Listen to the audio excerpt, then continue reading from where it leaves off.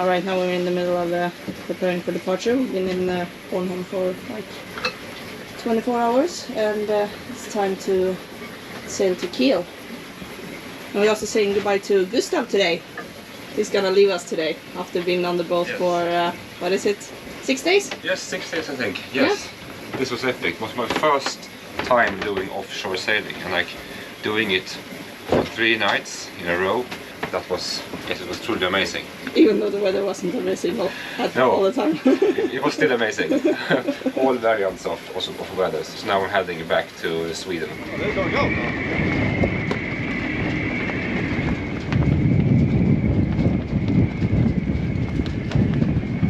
Bit more wind than forecasted, so we decided not to leave today. Yeah. We leave tomorrow instead. But they're going out.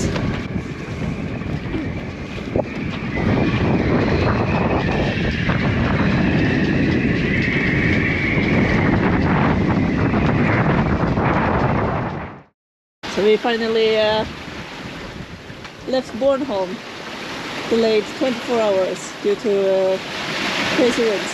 And now we are on our way to Kiel. We have 150 nautical miles left. We will be there like in 24 hours.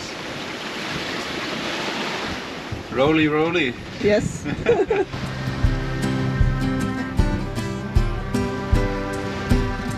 9.8.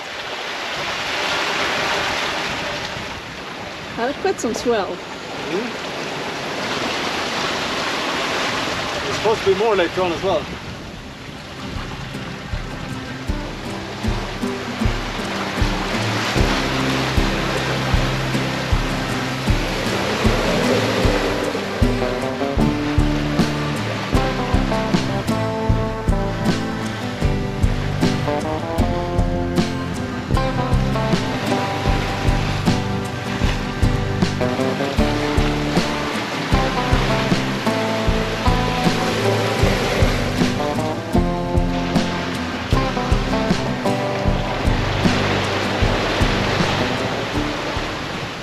Making coffee in rolly seas.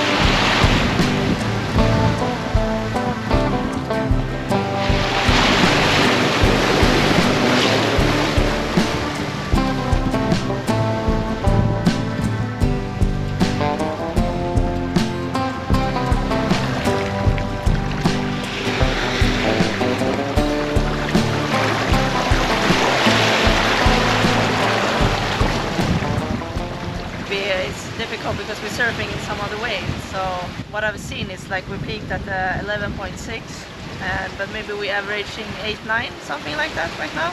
It's quite a change having a boat actually being able to catch some speed.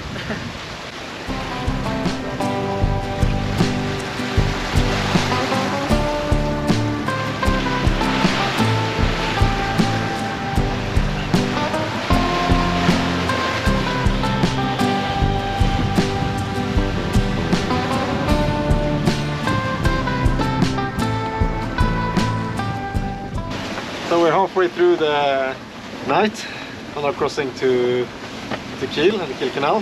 Everything is running really smooth. It's been for sure quite a lot of more interactions compared to our start from Stockholm and down to Bornholm. There are more ships, more activities, and right now we're crossing Puttgarden and they have some tunnel project here. We also had a super close encounter with a ship that now there's some alarm ringing. So we had a really close encounter with a ship that was making quite a late right turn with the cruise course more or less straight to us. Called them up and asked about their intention, and I said, yeah, sorry, we're gonna alter our course to starboard. But the problem was that they barely altered their course. Something again. And we were sailing more or less straight downwind, and we couldn't really turn away or alter our course to starboard without jibing, which is not a super big deal, but it's not super quick on this boat as we have the cutter stay. We cannot just, it's quite difficult to get the sail around to the other side. So we jibed to get out of the way, and I think everything happened pretty quickly, but I think we were like 100 meters away from each other when looking at the trucks afterwards. I mean, 100 meters when you're out on open water in the middle of the night, it feels quite close. Everything went fine, but it would have been nice if they just made their turn a bit earlier, not turning in just in front of us. When you were asleep, we also had a 366-meter ship quite close by. Oh. Not 100 meters, but maybe less than half a nautical mile. There was no worries with it. They were just overtaking us, but that's because we're sailing close to the shipping lane here now. Yeah, and that's what we've been doing all the time from Bornholm. We try to sail in the outer skirts of the shipping lanes because there's so much wind farms around in this area as well, and you don't want to accidentally go into one of those. So.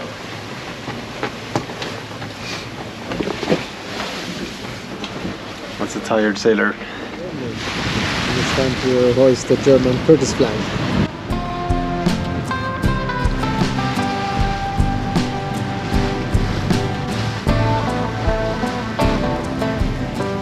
We're closing into Kiel, and we heard over the radio that the next lock opening will be in approximately 1 hour. So now we're really pushing it because we're like 1 hour 20 minutes out. We're running the engine because the wind also died out a bit to really get in there, because we don't really know how long we have to wait if we miss this one.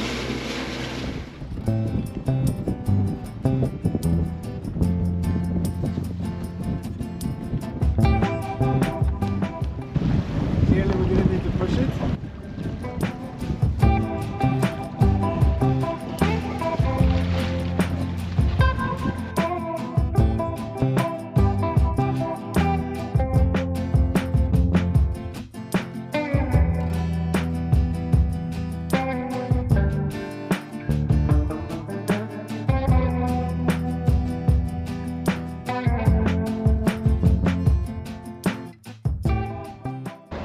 So we're in the log. The jetty that you moor against is like 5 centimeters above the water surface.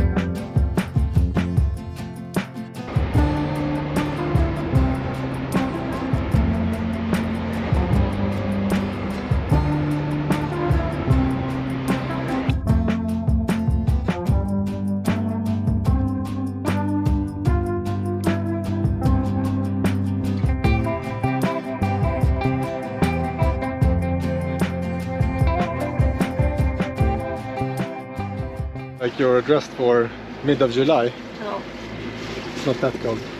it's not that cold, no, but it sometimes gets a little bit cold winds and still cold from the night sail, still I guess. Yeah, but we're in the canal. Now it's not happening that much. It's quite boring.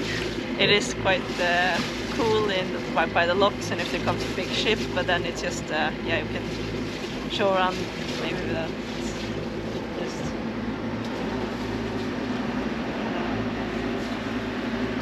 And Moritz studying his SRC certificate. We plan to do the whole canal in one day. Yeah. We'll not go through it at Brisbane, and we'll stay on the inside and go through the locks tomorrow. And then we'll probably go to Cuxhaven in the morning. Then we have the tides with us. 7 more hours of motoring. Yeah, through the canal.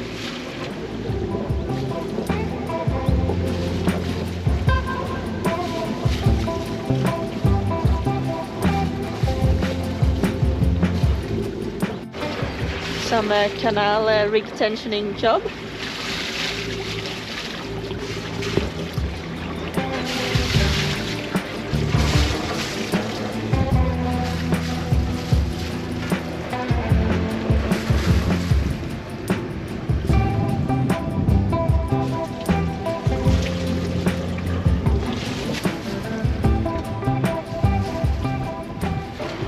Now we're like passing some place we think they're building ships or something like that. Remember this from our last trip. It's quite cool. And Thomas is fixing stuff.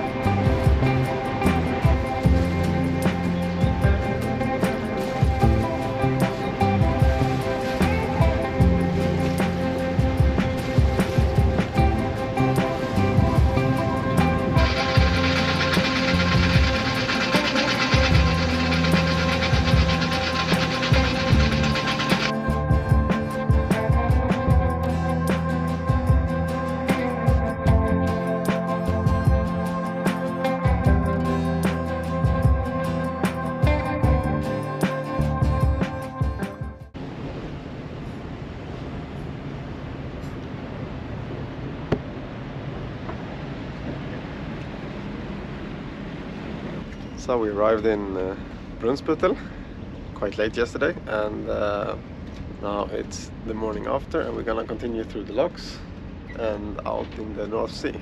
Yeah, we're not gonna go that far today, we're just gonna go to Cuxhaven. It's like 17 nautical miles, I think. But here it's quite important to time the tidal currents, because they're quite high currents here outside when you go through the locks and get out at Brunsbüttel. And also when you go into the marina in Cuxhaven. So you basically want the current with you, but you don't want too much current when going into the marina in Cuxhaven, because then it's quite tricky to get in there. We have a plan. Let's see if it works out. From our experience, it normally does not really work out every time, because it's very tricky to time tidal, I would say. But let's see. First we're gonna have some breakfast and then we'll get going.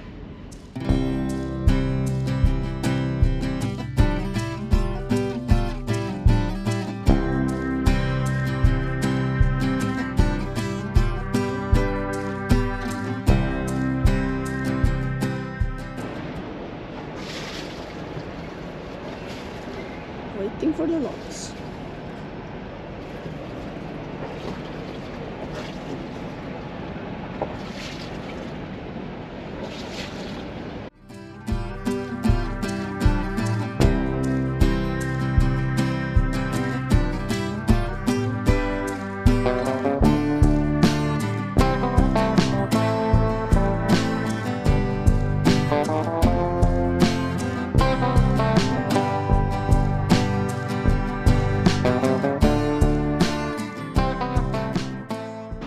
So we reached the North Sea, and it's calm. We have the current with us, and a little bit cloudy, foggy almost.